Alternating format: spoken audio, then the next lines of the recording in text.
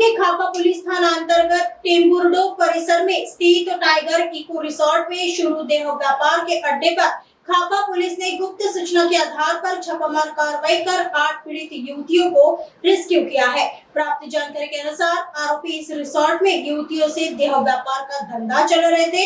आरोपी रिसोर्ट मालिक विशाल इंगोले, अमित कुकरेजा, संजय दापोड़कर सहित एक महिला को पुलिस ने हिरासत में लिया है। पुलिस ने आरोपियों के खिलाफ विभिन्न धाराओं के तहत मामला दर्ज कर आगे की जांच खापा पुलिस कर रही है। खापा पोलिसांना अशी माहिती मिळाली की टेम्बुर्डोह या ठिकाणी टायगर फोर्ट इको रिसॉर्ट आहे, त्या ठिकाणी ध्येयव्यापार होत आहे आणि त्यासाठी खापा पोलीस स्टेशनची टीम जी आहे ती ASP सावणेर यांच्या मार्गदर्शनाखाली त्या ठिकाणी गेली परवा रात्री आणि त्या ठिकाणी 8 महिला ज्या आहेत त्यांची त्यातून सुटका केलेली आहे। 5 आरोपी जे आहेत ते या प्रकारचा ध्येयव्यापार त्यांच्याकडून करून घेत होते अशी त्यांनी माहिती दिलेली आहे आणि इतर 5 गिराईक जे आहेत त्यामध्ये सापडलेले आहेत आणि एकूण साधारणपणे 30 लाखाचा मुद्देमाल जो आहे तो जप्त केलेला आहे।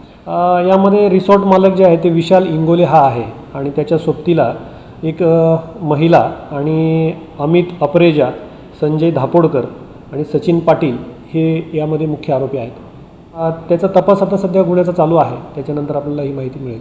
त्या ठिकाणी ज्या महिलांची सुटका आपण केलेली आहे त्यांच्याकडे चौकशी केल्यानंतर असं दिसून आलेलं आहे की या महिलांना देहव्यापारासाठी नागपूर शहरातून त्या ठिकाणी घेऊन गेलेलं आहे आणि त्या ठिकाणी काही गिऱ्हाईकही सापडले आहेत।